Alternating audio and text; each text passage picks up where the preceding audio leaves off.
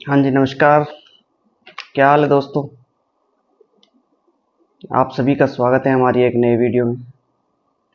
Video शुरू करते हैं। आपसे रिक्वेस्ट है कि आप प्लीज़ हमारे चैनल को सब्सक्राइब और लाइक कीजिए, शेयर कीजिए, ताकि हम आपके लिए और अच्छी अच्छी वीडियो बना सकें।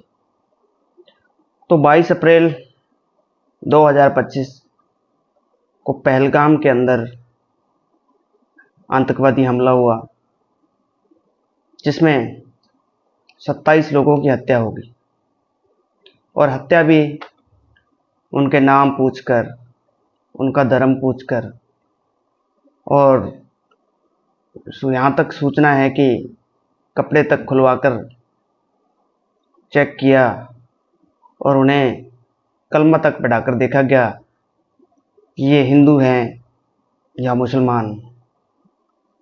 मुसलमानों को छोड़ दिया गया या मारा नहीं गया, और जेंट्स जो थे 27-40 तक का ग्रुप था, वहाँ घूमने को गया हुए थे। अलग अलग स्टेट से अलग अलग लोग अपनी छुट्टियां बिताने अपने परिवार के साथ। तो 27 मेल मैन जिनको गोली मार दी गई 4 से 5 टेररिस्टों द्वारा। पिछले 5-4 सालों से एलओसी पर थोड़ी शांति दिखी। कश्मीर के अंदर आतंकवाद थोड़ा कम हुआ। जब से धारा 370 हटी है, तो कश्मीर में टेररिस्ट अटैक कम हो गए और वहाँ के लोगों का जीवन थोड़ा आसान हो गया, और लोग टूरिस्ट भी अब जा रहे थे घूमने को। हर स्टेट से घूमने को जाते हैं वहाँ लोग। लेकिन यह जो आतंकवादी हमला हुआ, बहुत समय बाद कोई ऐसा बड़ा आतंकवादी हमला हमारे देश में हुआ, जिसे पाकिस्तान ने करवाया। लश्कर ए तोयबा, जो उनका एक टेररिस्ट ग्रुप है, उसने ये अंजाम दिया। नाम चाहे कोई कितने ही चेंज कर ले, लेकिन सबको पता है कि करवाने वाला कौन सा देश है, कौन है।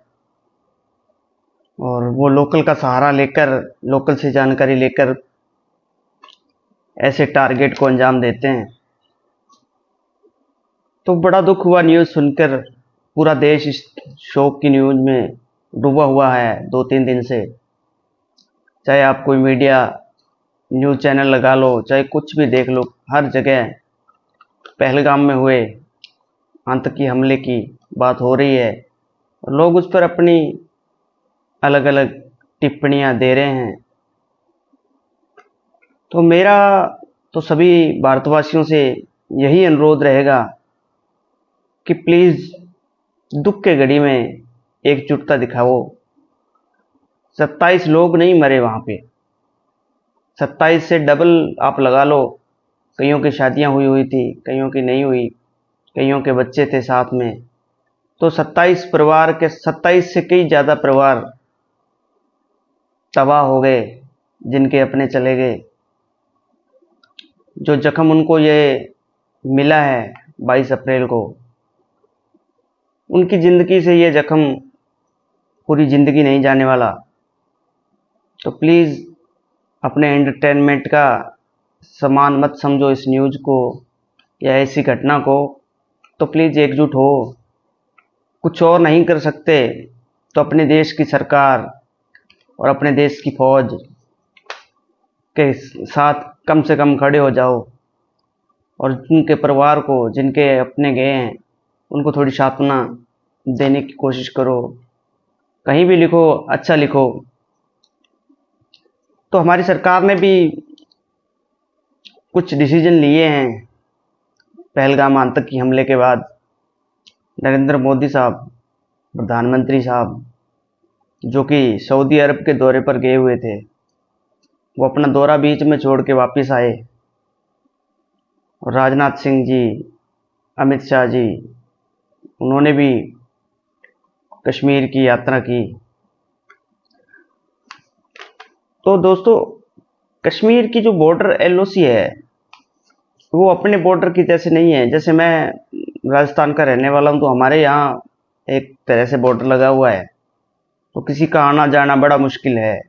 तारबंदी हुई हुई है, बड़े बड़े पोल, बड़ी बड़ी लाइटें लगी हुई है, तो वहाँ रात को भी अगर चिड़िया भी उड़े तो भी दिख जाती है। तो यहाँ से ऐसे आर पार होना, इधर से उधर या उधर से इधर आना बड़ा मुश्किल है अब। लेकिन एलओसी कश्मीर के अंदर कहीं पहाड़ हैं, कहीं जंगल हैं, कहीं बर्फ है, उबड़ खाबड़ एरिया इलाका है। इस कारण से वहाँ कोई तारबंदी या ऐसी चीज़ें नहीं हैं, जिसके कारण जो दोनों कश्मीर है, पीओके और जो हमारे इधर का कश्मीर है, वहाँ के लोग इधर से उधर या इधर से उधर आ जा सकते हैं। और आतंकी हमले होने का सबसे बड़ा यही कारण है, क्योंकि वहाँ की सुरक्षा, वहाँ फौज तो बहुत लगी हुई है, लेकिन जितनी मर्जी फौज लगे, सुरक्षा नहीं हो सकती ऐसे एरियो की, जब तक वहाँ के लोकल साथ ना दे, जब तक वहाँ के लोकल फौज के साथ खड़े ना हो। तो हमारी सरकार ने कुछ फैसले लिए, जिसमें सबसे बड़ा फैसला मेरे हिसाब से यही था, जो कि सिंधु जल समझौता 1960 के अंदर भारत और पाकिस्तान के प्रधानमंत्रियों के अंदर जो हुआ था, वो रद्द कर दिया इंडियन गवर्नमेंट ने,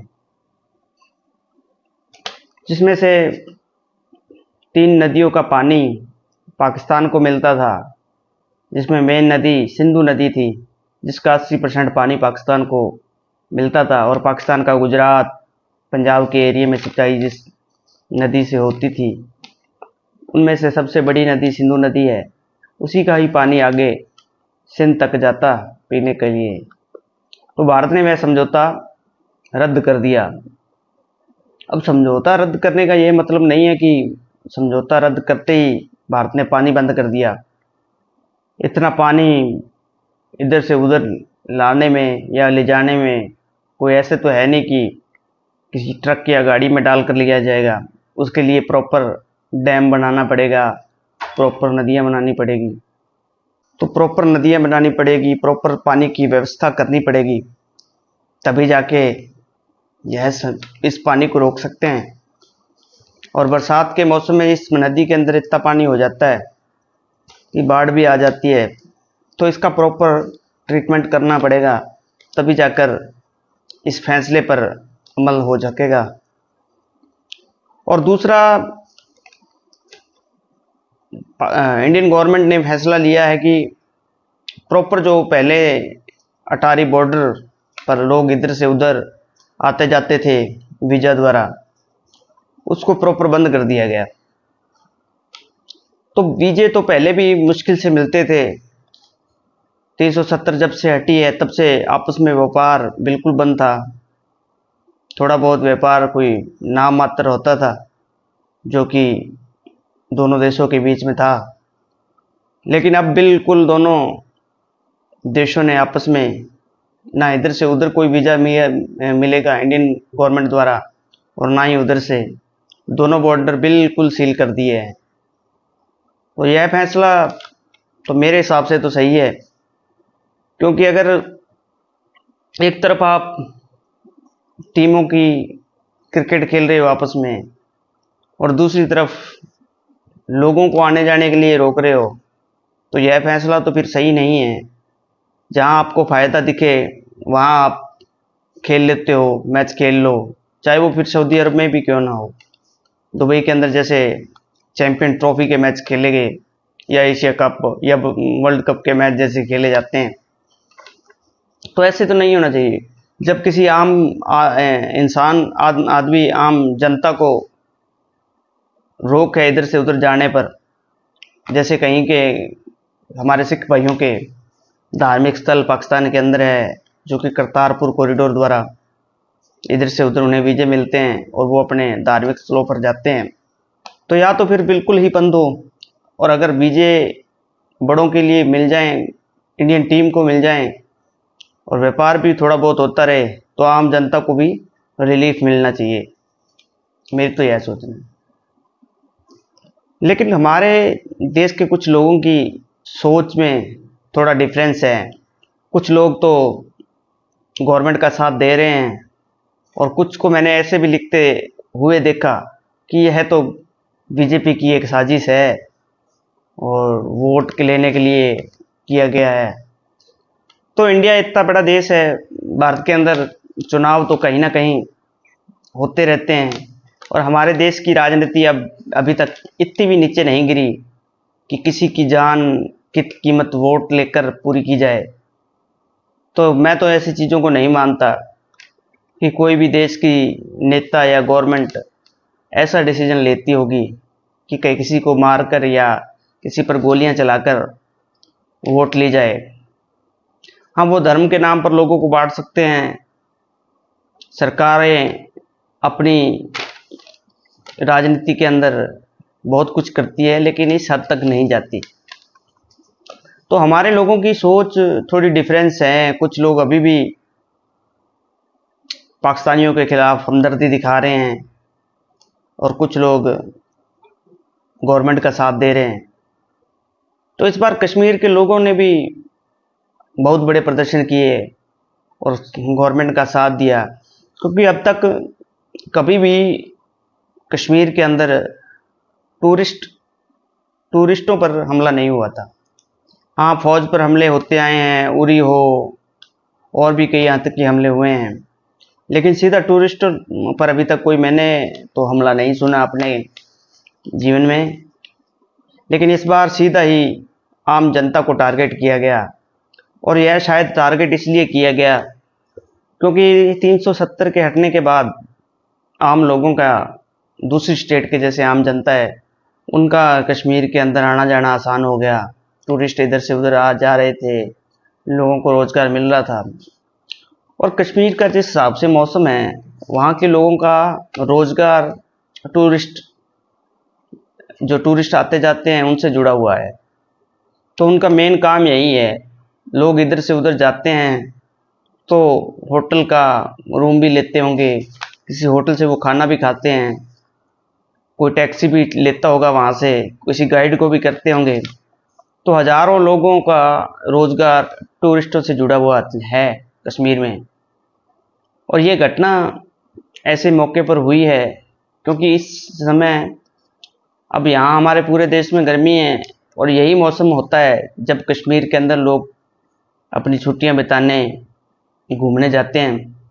और जिस हमले का होना, मेरे हिसाब से कश्मीर के अंदर टूरिस्टों को अटैक करना और वहाँ जिस तरह से इन लोगों को धर्म पूछकर मारा गया, तो मेरे हिसाब से तो कश्मीर में यह लोगों का आना जाना बंद करने के लिए किया गया है ताकि वहाँ कोई टूरिस्ट ना आ जा सके।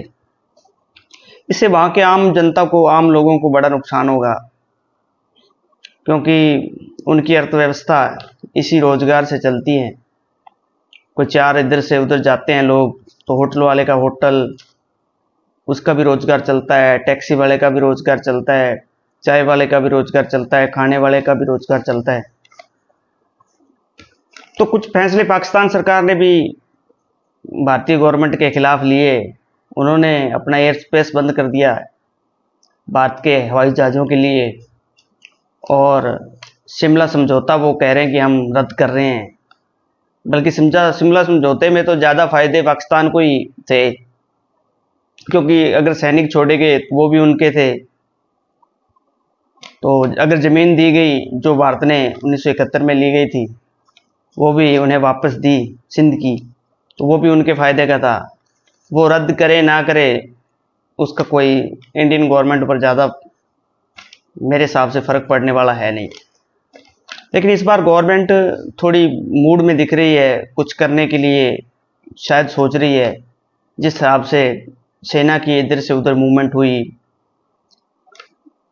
एयरफोर्स की इधर से उधर मूवमेंट हुई, लोग आपस में जिस हिसाब से बातें हो रही हैं, जिस हिसाब से मीटिंगें हो रही हैं, मेरे हिसाब से तो कुछ बड़ा होने वाला है और शायद होना भी चाहिए, क्योंकि इस बीमारी को बहुत वक्त हो गया। कब तक कोई सहेगा? आतंकवादी कितने हमले हुए इंडिया में, ये लोग मरते आए हैं, तो इसका प्रॉपर इलाज होना चाहिए।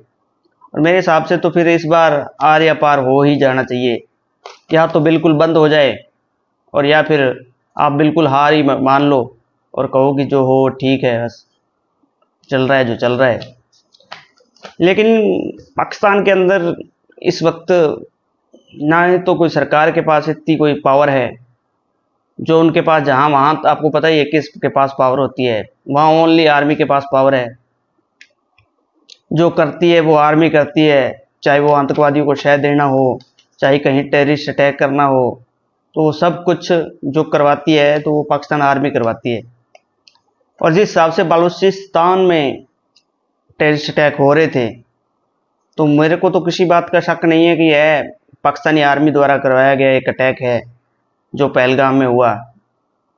क्योंकि वो बलूचिस्तान में सोच रहे हैं कि इंडिया की एंगेजमेंट है, बलोचियों को मदद कर रही है इंडियन गवर्नमेंट, अफगानी तालिबान को मदद कर रही है इंडियन गवर्नमेंट।